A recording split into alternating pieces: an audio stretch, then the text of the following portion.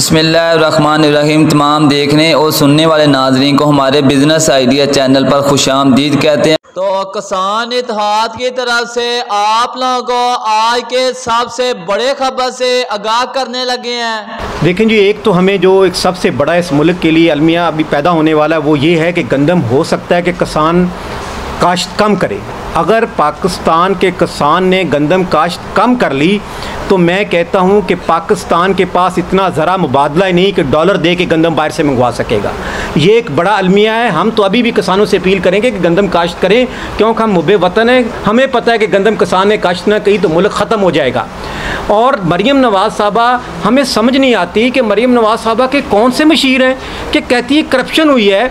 तो पंजाब में सारा इक़्तिदार देख लो, मियाँ नवाज शरीफ वज़ीर आला था, उस वक्त गंदम खरीदी की क्या करप्शन हुई? वज़ीर आला पंजाब उसका चाचा था, करप्शन हुई। उसका हमजा साहब थे, हुकूमत तो सब सी उनकी रही। तो इतने साल जो करप्शन होती रही वो कौन करता रहा फिर?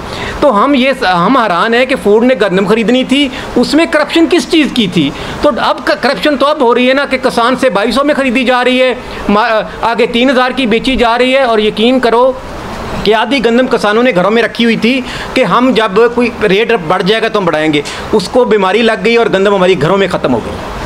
और दूसरा जो उन्होंने कहा है कि किसान गंदम काश्त ज़्यादा करें, मैं कल उसका बयान सुन के देख रहा था कि हमारे किसान इतने डरे हुए हैं मरीम से कि उस इस बयान से जो काश्त कर रहे हैं वो भी ना कम कर दे। देखें जी, अगर उन्होंने ये नहीं करती तो मैंने यही डरा है ना कि अगर गंदम की मुकर्रर कीमत कीमत मुकर्रर की गई तो गंदम काश्त नहीं होगी। जब गंदम काश्त नहीं होगी तो इस मुल्क को गंदम बाहर से लाने की पोजीशन है हमारी, उसको समझ ही नहीं आ रहा कि बाद 2 फसलें थी, हम तो गुजारा पिछला कर लिया और आइंदा हम गंदम की जगह रिप्लेस फसल कर लेंगे। क्या मुल्क की ज़रूरियात पूरी कर सकती है मरीम साहबा? कि इस टाइम पहले ज़राअत तबाह थी और इस टाइम उस तबाही को और ज़ोर दिया जा रहा है और बढ़ाया जा रहा है। और इसके साथ साथ आप देखें कि पिछले साल हमने 3.5 अरब का चावल एक्सपोर्ट किया, लेकिन इस साल चावल की प्रोडक्शन 50% कम हो गई।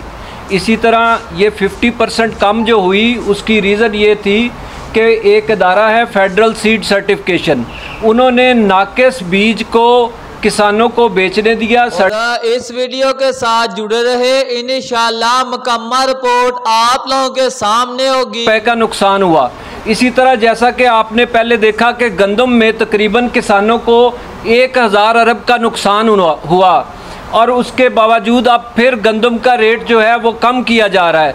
इसके साथ साथ दूसरी तबाही जो मचाई जा रही है कि हमारे गन्ने के काश्तकार का इस दफ़ा उन्होंने ऐलान कर दिया है हुकूमत पंजाब ने, पाकिस्तान में हर सूबे में एक federal sugarcane control factories control act है जो कि हर सूबे में नाफिज है। हम किसान जो हैं मिल के इलाके में उस तहसील में अपना बेलना तक नहीं लगा सकते। ये कानून बनाया हुआ है, ये शराफिया ने जो कानून बनाया है ये उन्होंने अपने फ़ायदे के लिए बनाया है और कुछ किसान को तबाह कर रहे हैं। और अभी हुकूमत ने ऐलान किया है कि हम गन्ने का भी रेट फ़िक्स नहीं करेंगे। हम पूरे पंजाब और पूरे पाकिस्तान के किसान इस वक्त जो हमारी पोजीशन है, इकोनॉमी की जो हमारी फाइनेंशियल पोजीशन है, उसकी वो हम लफ्ज़ों में उसका हम आपको बयान नहीं कर सकते। और अभी साल 2025 में गंदम के हवाले से बहुत सी ज़्यादा और नई खबरें मार्केट में आने वाली है। देखा जाए तो साल 2024 और 25 में गंदम के रेट में ज़्यादा फ़र्क नहीं देखा जाएगा।